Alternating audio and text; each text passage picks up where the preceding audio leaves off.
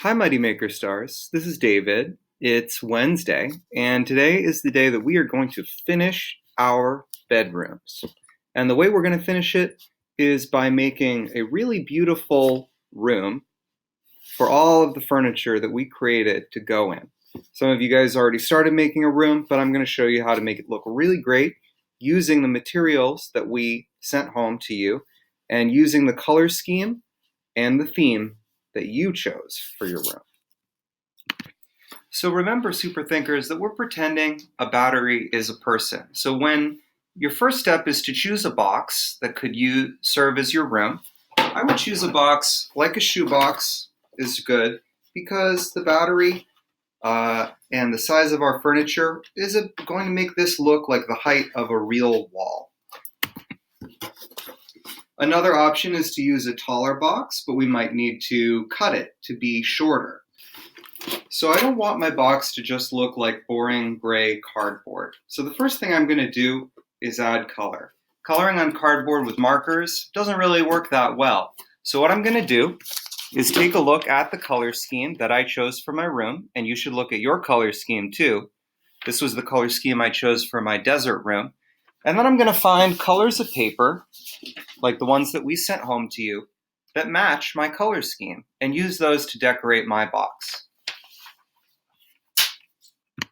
So I'm going to hold my construction paper so it's standing up on the side of my box. That's going to be the wall. And I'm going to trace a line down it. Now I know exactly how big I need to cut my paper to fit into my shoebox and make a nice wall.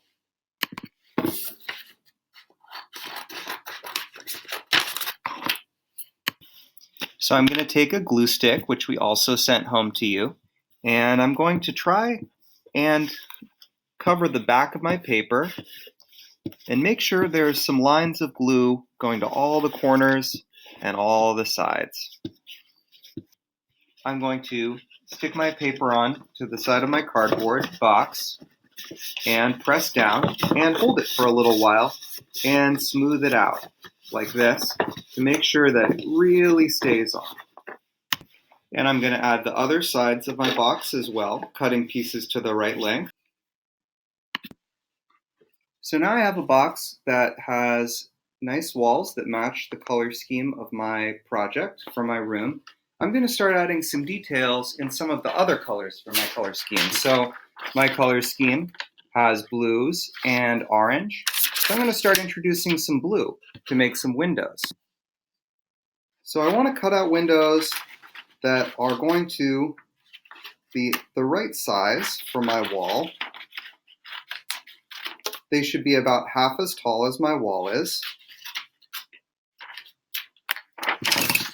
And doors should be almost as tall as the wall. So my door, you can see, goes almost to the top of my wall, and my window is going to go about half the height of my wall. You could do differently, but that's what's normal or typical in most houses. So once again, you want to put stripes of glue going to all the parts and corners of your door or window or other detail before you stick it on. So now I'm adding some doors and windows. You can add more detail with markers to make them look even more real. So adding some detail to your walls will make them look more real and make your house feel more like a place where people actually live.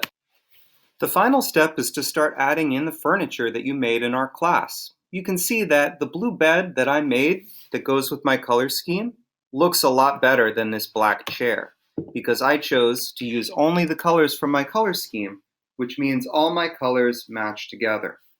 If I make something in another color like black, it's going to look weird and not as good. So today, please try to make a cardboard box with colored walls and add some details to the inside of it. Put all your furniture in there, and then take a picture of it and put it on Seesaw. Congratulations, when you do this, your room will be finished. And if you need to do a little more detail with the rest of your week, that's okay.